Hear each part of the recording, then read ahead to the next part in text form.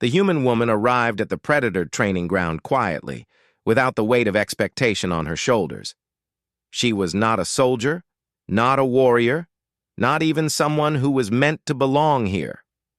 She had been invited only as an observer, someone who was curious about the ways of these creatures, their customs, their discipline, their traditions. Her task was simple: watch, take notes, and learn. Nothing more. The training ground itself was a wide expanse, filled with dust and echoes. Warriors barked orders. The air shook with roars and shouts. The cubs, small, restless, sharp-eyed, moved in clusters, learning to follow commands, to harden their wills, to toughen their hearts. They were young, yet even at this age, they were expected to carry themselves with strength. Among such noise and demand, she was a strange sight. She carried no weapon, no armor. She had no authority to command, no skill to challenge what was being taught. She stood on the edges, her hands folded loosely in front of her, watching. No one expected her to matter. No one thought her presence would change anything. But the cubs noticed. At first it was just a glance, one cub pausing from its drills, catching her eyes, and then darting back. Another followed, curious about the way she did not roar or stamp her feet like the instructors. Soon a handful began to linger near where she stood. They pretended it was coincidence, pretending they were only chasing one another. But their pause brought them closer each time. She did not call them. She did not try to lure them. She only smiled when they glanced her way. A smile small enough not to draw the warrior's attention, but warm enough to hold the cubs still for just a moment. Days passed, and the pattern grew. When she walked through the grounds, the cubs followed, at a distance. When she sat quietly in the shade of a wall, they would circle near her, their movements slowing, their ears twitching toward the sound of her voice whenever she spoke. Sometimes she whispered to herself, noting what she saw, and even those soft sounds drew them closer. The warriors laughed at first. "The cubs are curious," they said. "They will grow bored of her soon." But they didn't. The bond grew. Like a vine, silent but steady. It was not something the woman forced. She did not know she was earning their trust. She only acted as she always had. When the cubs came close, she spoke to them in gentle tones. When one pawed at her boots, she crouched low and let it sniff her hand. When another pressed too near, she didn't push it away harshly, but simply shifted until the little one felt comfortable. It was a contrast that the cubs could not ignore. Their instructors barked at them, pushing them with force, demanding obedience with volume and power. Yet here was someone who spoke without raising her voice, who touched without hurting, who listened as if their smallest movements mattered. One evening, after the drills had ended, the woman sat quietly by a fire the warriors had lit. She pulled a small piece of dried food from her bag and broke it into smaller crumbs. The cubs, tired from their exercises, crept closer. She dropped a few crumbs onto the ground, not offering them directly but letting the cubs decide. They hesitated at first, sniffing cautiously. Then, one by one, they approached. They ate, their sharp teeth crunching, their tails twitching with delight. She smiled but did not reach out. She let them have their space, their freedom. That choice, the freedom to approach instead of being ordered, was a gift they had never been given before. It planted something new inside them. The next morning, the cubs searched for her even before the day's training began. They craned their necks, ears flicking, eyes darting until they found her standing at the edge of the field. Relief washed over them in a way they could not put into words. It was as if her presence had become part of their routine, as natural as the rising sun. The warriors, however, grew uneasy. They had built their way of life on control, on discipline, on breaking softness before it could grow. To them, the cubs' attention was a distraction, a weakness. They must learn strength, the instructors said. They cannot be allowed to follow a human, especially not one who has no authority. Yet when they tried to pull the cubs away to order them back, the cubs obeyed only with reluctance. Their eyes kept drifting back to the woman, as though waiting for her approval. The elders began to notice, too. In the council meetings, whispers arose. She is only an observer. Why do the cubs follow her? Why do they ignore the voice of their own kind? The answer was not clear to them, but to the cubs it was simple. She made them feel safe. One afternoon, during a particularly harsh session of drills, the cubs grew restless. The warriors barked louder, pushing them harder. Dust clouded the air, paws stumbled, young voices cried out in frustration. The human woman, standing at the edge, felt her heart ache. She knew she could not interfere, yet instinct pulled her forward. She crouched low, her hands resting lightly on her knees, and spoke softly. It was not a command. It was not even a full sentence, just a calm sound, a gentle tone. The cubs froze, their ears twitching toward her. Slowly, they steadied themselves. Their breathing slowed. They stopped trembling. For a moment, silence spread through the training ground. The warriors fell quiet too, stunned by what had just happened. The human had not roared, had not threatened, had not shown power in the way the predators understood it. Yet she had done something none of them could. She had calmed the cubs. That night, when the camp settled, the cubs crept once more toward her small space. They curled near where she rested, not touching, but close enough that her scent and warmth reassured them. They slept peacefully, their breaths steady, their tails twitching in dreams. She woke in the middle of the night, saw their small shapes huddled around her, and smiled softly. She knew this was no ordinary connection. She had come to learn, but something else was happening, something no one had expected. By the next day, the bond was no longer invisible. Everyone could see it. The cubs lingered near her during drills, their eyes searching for her approval. When the warriors shouted, they flinched. But when she spoke, they listened. The elders did not yet understand what it meant. The warriors felt threatened by it. But the cubs, young, innocent, still unshaped by the weight of tradition, had already chosen. They saw in her something that no amount of roaring could replace, a presence that comforted, a voice that guided, a bond that felt unbreakable. And though the woman herself did not realize it yet, the quiet trust growing between them was not small. It was the first step of something far greater, something that would shake the beliefs of warriors and elders alike. The unlikely bond, born in silence and kindness, had taken root. And once it had, it would not let go. The warriors of the Predator clan carried themselves like walking storms. Their voices were thunder, their presence fire, and their discipline as sharp as the edge of a blade. Every lesson they gave was carved into the ground with roars and orders, as though volume itself carried authority. They believed in toughness, in unbending control, in the kind of power that left no space for softness. To them, silence was not calm. It was weakness. And weakness had no place in their world. The cubs, still small and wide-eyed, grew beneath this heavy hand. They learned to snap to attention at every roar. They learned to march, to strike, to fight against their own instincts, to pause or play. The warriors shouted until throats burned, their words echoing through the camp like constant thunder. It was a way of life for them, passed down from elder to youth, a chain of noise that held everything together. The human woman stood quietly. At the edge of these drills, her presence soft against the noise. She did not raise her voice. She did not carry authority in the same way the warriors did. And yet, the cubs noticed her. That was the problem. When the instructors roared, the cubs obeyed. But their eyes would flicker toward her. When their voices cracked with fear or strain, it was her calm gaze that steadied them.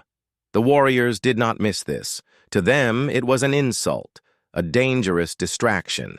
How could their cubs, their future fighters, listen to a human, a soft outsider, when the voices of their own blood demanded attention? The tension grew day by day.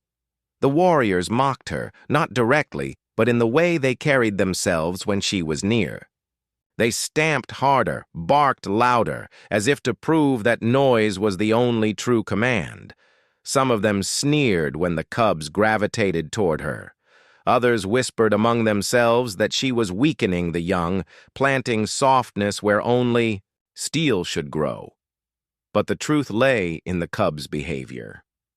No matter how much the warriors tried to drag their attention back with louder shouts, the cubs always seemed steadier when she was present. One cub, trembling during a drill of fire and noise, only calmed when her voice broke through, soft but sure. Another, who had refused to eat after a brutal lesson, returned to its meal only when she knelt beside it, speaking gently, her presence easing the fear away. The warriors hated this quiet power. They could not understand it, and what they could not understand, they distrusted. One morning the camp rang with orders as the cubs were put through their harshest drills yet. The warriors formed a circle, their roars bouncing back and forth. The cubs stumbled, ears pinned, tails tucked, their small bodies quivering under the weight of sound.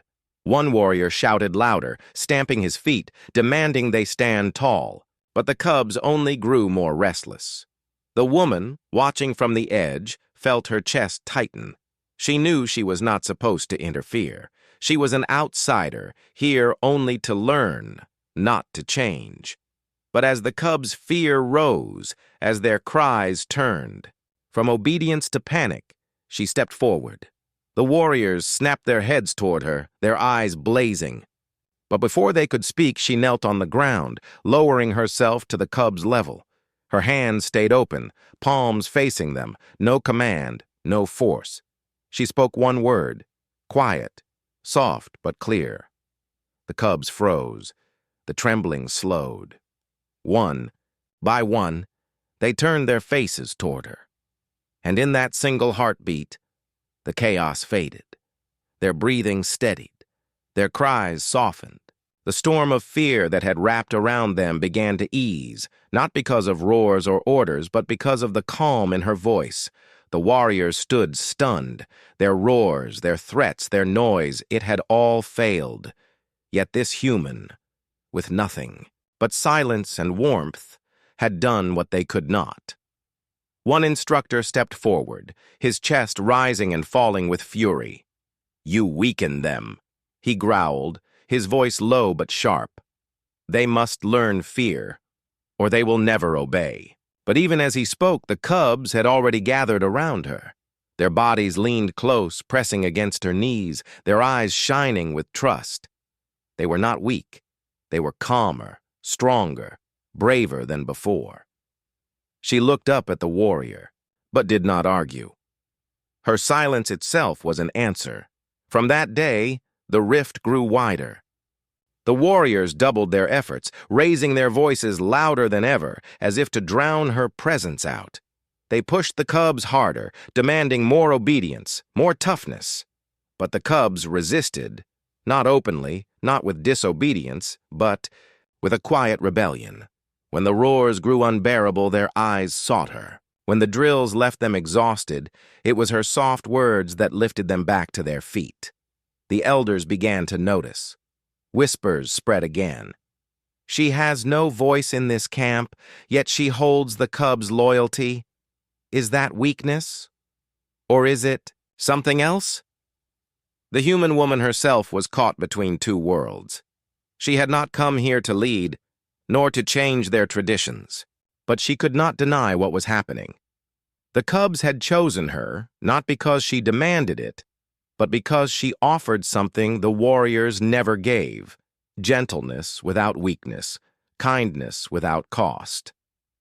One evening, as the sun bled across the horizon, the cubs settled near her once more. They curled against her feet, their breathing slow, their small bodies finally at peace. She stroked their fur gently, her eyes thoughtful. The warriors glared from across the camp, their faces tight with disapproval, but they did not stop her. They could not. The cubs themselves had made the choice. It was no longer about who shouted louder. It was about who the cubs trusted. And trust, once given, could not be taken back with noise. That night, the woman lay awake, staring at the stars. She wondered what this meant for her, for them, for the camp itself. She had not asked for this bond, but it had grown, undeniable and strong. She did not know yet how deep the conflict would run, or what trials it would bring, but one truth was clear. In a world built on roars and fear, her voice, soft, steady, human, had become something stronger. And that truth unsettled the warriors more than any enemy ever could. The day began like so many others, with the warriors gathering the cubs in the training hall. The walls were tall, the air heavy, and the voices of the instructors already filled the space before the cubs had even settled. The warriors' lectures were long, filled with booming lessons about discipline, duty, and strength. They believed words spoken loudly carried deeper meaning, as if power itself could be passed through sound. The human woman sat quietly at the edge of the gathering. She had no role in these lessons. She was there only as an observer, watching as the cubs sat in neat rows before their instructors. The warriors moved back and forth with stiff shoulders, their roars echoing. The cubs listened, or at least they tried to. But even as their small bodies stayed still, their ears twitched, their eyes flicked toward her from time to time, as though her quiet presence steadied them more than the warriors' thunder. The hours dragged on. The lectures showed no sign of ending. The warriors took turns shouting commands and repeating rules, as if volume and length could burn obedience into young hearts.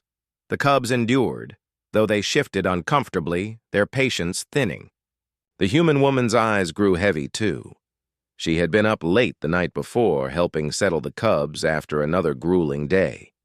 Exhaustion clung to her, and though she tried to fight it, her body betrayed her. She sat among the cubs, her back against the wall, listening at first, then blinking slower, and finally letting her head fall gently forward.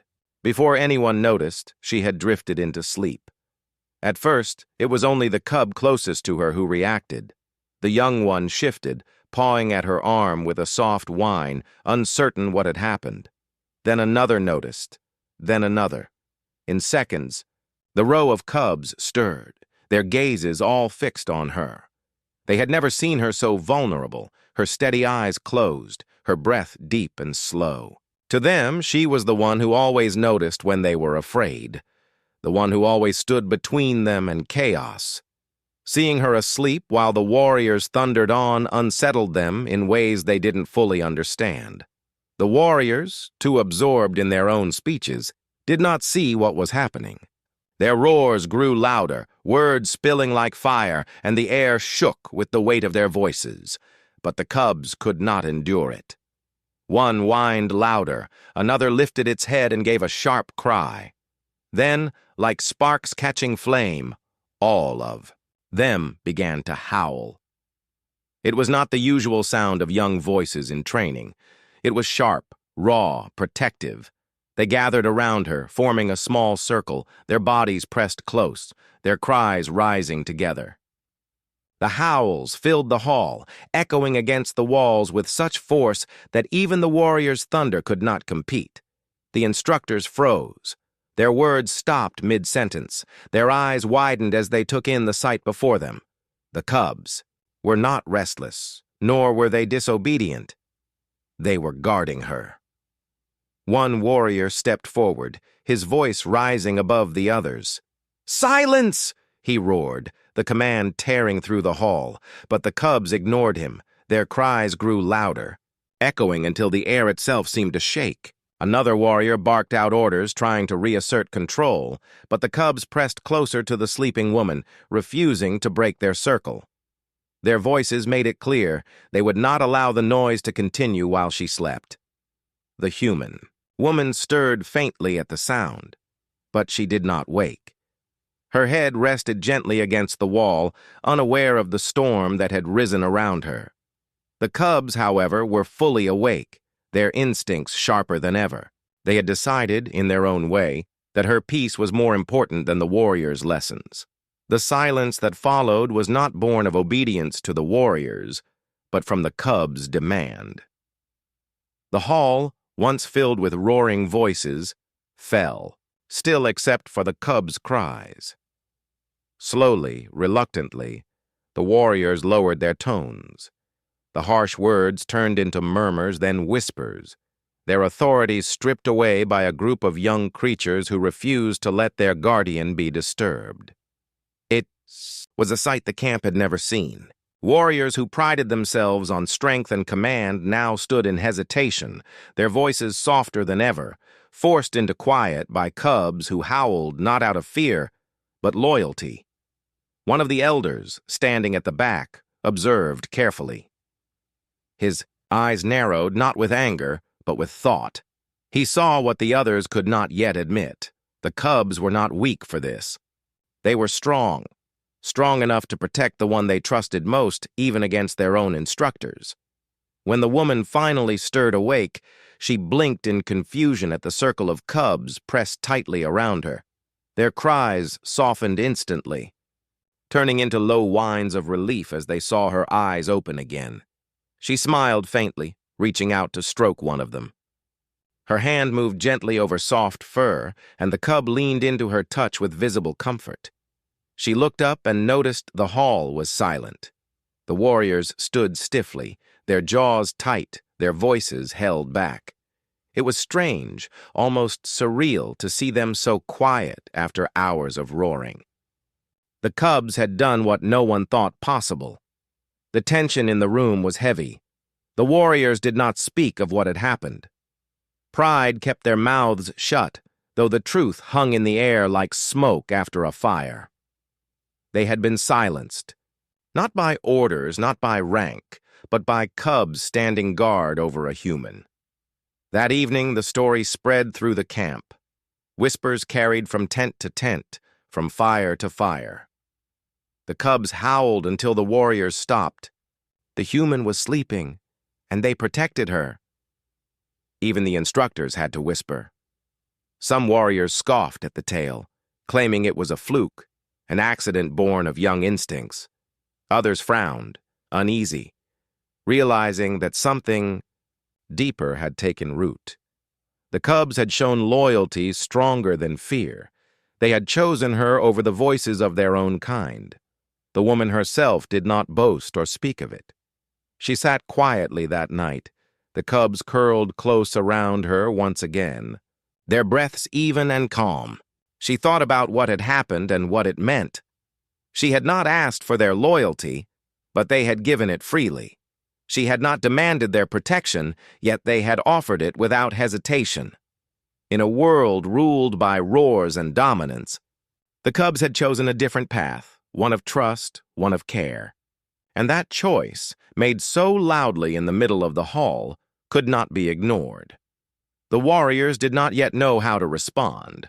Some felt their authority slipping. Others feared the lesson this human might be teaching without even trying. But the cubs had spoken, not in words, but in howls that had forced even the fiercest voices into silence. And in that moment, a shift began. Quiet, but powerful, like the first tremor before a storm. The moment the cubs began howling, the warriors' first reaction was anger. Their lessons had never been interrupted in this way before. For them, training was sacred. Discipline and obedience formed the very foundation of their strength. See young cubs disrupt that discipline felt like a personal insult, an open challenge to their authority. Several instructors stepped forward, their jaws clenched, their shoulders stiff with fury. They shouted commands for silence, their voices rising above even the echoes of the hall. But the cubs did not stop. Their cries grew louder, sharper, more unified. It wasn't noise for the sake of rebellion. It was something else, something the warriors had not expected. The cubs pressed closer together, forming a small wall of fur and bodies around the sleeping human. Their cries carried not defiance, but a kind of urgency, as if they were shielding something precious from harm. The warriors tried to roar over them. One instructor slammed his staff on the ground, the crack of wood against stone booming across the room. Normally, such a sound would have silenced the young in an instant, but not this time. The cubs answered with louder howls, their voices trembling with a fierce rhythm. It was a sound that came not from fear, but from instinct, the instinct to defend. For the first time, the warriors hesitated. They looked at each other, confusion flickering in their eyes. This was not the chaos of cubs being unruly. It was not disobedience in the usual sense. There was structure in the noise, purpose in the cries. The cubs were not rejecting the lesson. They were rejecting the way it was delivered. One instructor, older than the rest, narrowed his eyes and studied the scene more carefully. His gaze moved from the cubs to the human woman sleeping against the wall. Her head rested gently to one side, her face soft in slumber, unaware of the storm that had erupted around her. The cubs pressed tightly around her, their bodies forming a circle, their voices rising and falling together like a protective chant. It struck him then. Their cries were not about themselves. They were about her. He raised his hand, signaling the others to hold back. Instead of shouting again, he took a deep breath and lowered his voice. He spoke softly, the words barely above a murmur, as though he was afraid to disturb her rest. His tone was calm, almost gentle, a stark contrast to the harsh roars that had filled the hall moments before. To everyone's surprise, the cubs reacted immediately. Their howls softened, their bodies relaxing, their cries tapering off into low whines.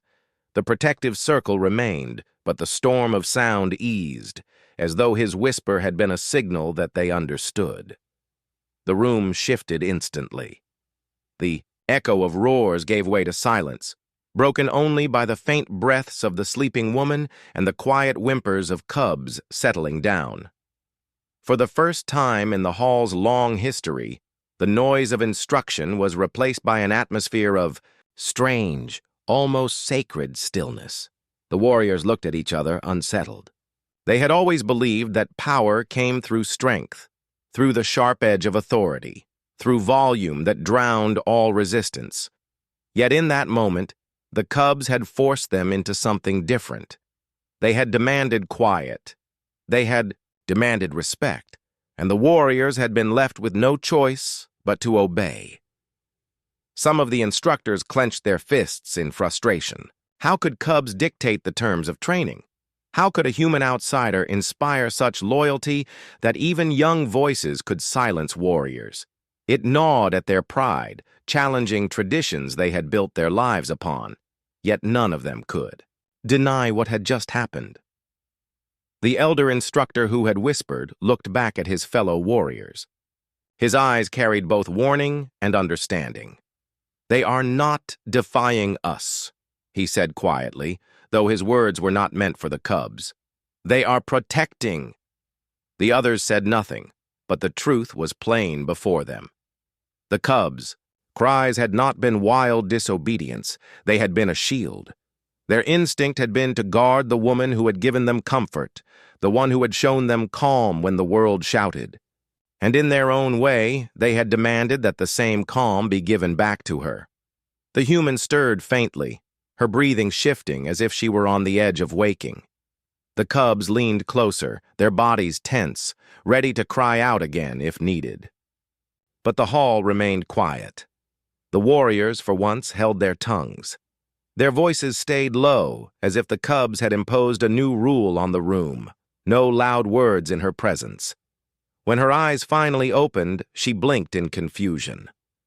She saw the cubs pressed close to her, their eyes wide and glowing in the dim light.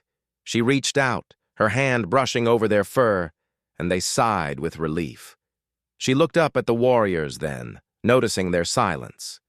For the first time, since she had entered the camp, she saw them subdued, their usual roars replaced with a silence that felt heavier than sound. The cubs slowly settled back, their bodies still forming a protective barrier, but their cries gone. The human smiled faintly, unaware of the shift she had caused simply by being herself. She whispered something gentle to the cub nearest her, and the small creature nuzzled into her side. The warriors turned away, their faces unreadable. Some were angry, their pride wounded by what had unfolded. Others were thoughtful, troubled by the realization that the cubs had shown them something they had never considered. A single human, without power, without command, had turned noise into quiet and fear into trust, simply by existing differently. That night the story spread across the camp. It was told in hushed voices, each version slightly different, but carrying the same core truth. The cubs had howled until the warriors lowered their voices. The human had slept peacefully while an entire hall bent around her. Even the instructors, fierce and unyielding, had been forced into silence. For the warriors it was a bitter taste, but for the elders it was a lesson they could not ignore. Strength had always been measured by dominance, but what they had witnessed suggested another kind of strength, the kind that inspired loyalty so deep that cubs would stand against even their own teachers. The cubs themselves slept soundly that night, curled around the human, their breath steady and calm. They did not know the storm they had started or how much the room had shifted because of them. All they knew was that they had protected her, and that had felt right. The warriors, however, lay awake longer, their thoughts heavy. The quiet they had been forced into still echoed in their minds. It had been strange, almost uncomfortable, yet it had also revealed something undeniable. The human had not commanded it. She had not asked for it. But the cubs had demanded it in her name, and even the fiercest warriors had been silenced. The hall, once a place of roars and orders, now carried the memory of a different sound, the howls of cubs refusing to let noise disturb what they loved, and, though no one would admit it out loud, everyone knew the truth. The shift in the room was not temporary. Something had changed, something that could not be undone. From that day forward, nothing at the training ground felt quite the same. The warriors, once so sure of their ways, found themselves haunted by the memory of that moment. It was not the sound of their own shouts that lingered in their minds, nor the crack of their staffs striking stone. What they remembered most was the echo of cubs, howling in unison, refusing to let their human protector be disturbed. It was more than defiance, it was devotion, and it had shaken the very core of their beliefs. The woman never claimed credit. She went about her days the same as before, moving quietly through the camp, offering a soft word here, a steadying touch there. To her, nothing had changed. She had not seen herself as powerful. She had not even realized what had happened while she slept. But to the warriors, she had become something they could not name. At first, they tried to dismiss it. It was only the cubs, some muttered among themselves. Young ones are foolish, easily swayed. Yet no one could deny the truth that had been laid bare in front of all. The cubs had chosen her. They had chosen calm over noise, trust over fear. And in their choice, they had exposed the weakness of the warriors' methods. The elders who had watched with stern faces that day spoke little of it. But their silence was heavy, and their eyes seemed sharper when they looked at the instructors. They had always taught that strength meant control, and control meant dominance. Yet the cubs had revealed another path, one that even the elders could not explain away. In the days that followed, the warriors began to notice small changes in themselves. It started with hesitation. When they walked near the human, their voices dropped without thought. Where once they would bark orders or roar to assert authority, they now found themselves speaking more carefully, aware of how the cubs might react. The cubs, for their part, continued to cling to her. Wherever she went, they followed. When she bent to gather water, they patted at her heels. When she rested, they curled against her side. The bond, already strong, grew deeper with each passing day. It was not forced, not demanded. It was simply there, undeniable and steady. Some warriors resented it. They saw in her a challenge to their ways, though she had never intended such a thing. Others, however, began to watch more closely, curious, despite themselves. They noticed how she never shouted, never struck, never forced the cubs to obey. And yet the cubs listened to her more readily than to anyone else. A gentle hand on the shoulder, a calm word spoken softly, and the restless, young predators would settle. It was baffling and humbling. One evening, as the sun sank low and the sky burned with the colors of fire, a group of instructors sat in silence outside the training hall. The memory of the howling still weighed on them, though none dared admit it aloud. Finally, the elder among them broke the quiet. "We roar because we fear being ignored," he said, his voice low, but she whispers. And they listen. What does that tell us? The others shifted uneasily, but none had an answer. The question hung in the air like smoke, impossible to escape. The change did not happen all at once, but slowly, like water wearing a waystone. A younger instructor, curious and perhaps less proud than the rest, began to test new ways of teaching. Instead of barking orders, he lowered his tone when the cubs grew restless.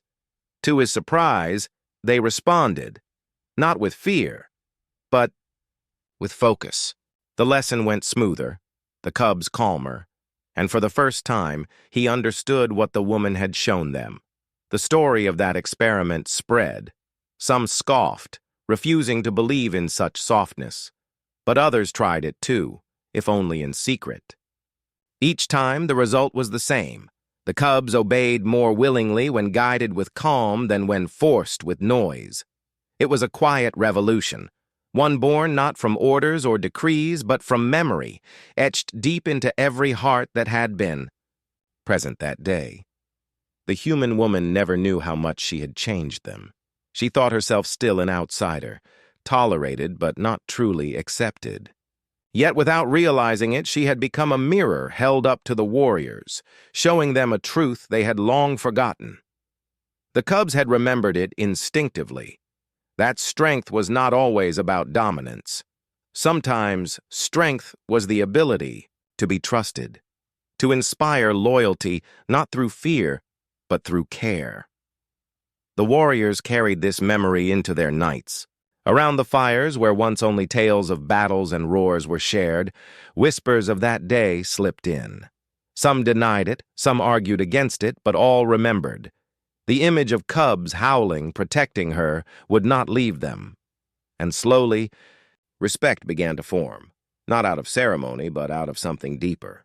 When she passed, warriors lowered their voices, almost without thought. They did not see it as weakness. It became a sign of recognition, a silent acknowledgement of what she had earned. The cubs, too, grew into that lesson. They carried the bond. With them, as they matured, their instincts shaped not only by the roars of their teachers, but by the trust they had found in her. When they trained harder when she watched. When they fought with more focus when her presence lingered nearby. It was as if she had become their silent anchor, grounding them in a way the warriors' noise never could. Years later, when the cubs were no longer cubs, the story was still told. It became part of the camp's memory, passed quietly between generations. Not as a tale of rebellion, but as a reminder. A single human had taught them, without ever meaning to, that trust could carve a path as strong as fear, and so the warriors carried it forward. Their roars still filled the halls, but there were times that mattered, when they remembered the cubs' lesson. In moments of true importance, their voices softened, their tones steadied. They had learned at last that sometimes silence could be stronger than the loudest cry. The human remained unaware of how deeply her presence had marked them. She only knew that the cubs trusted her, that their eyes followed her with something she could not explain. But to the warriors, she had become more than an outsider. She had become a quiet reminder that strength was not measured in noise alone. The lesson etched in memory was simple, yet powerful. The cubs had shown it first, the woman had embodied it without trying, and the warriors had been forced to learn. Its strength is not always found in the roar. Sometimes it lives in the whisper, in the bond, in the quiet that carries trust. And from that day on, they would never forget it.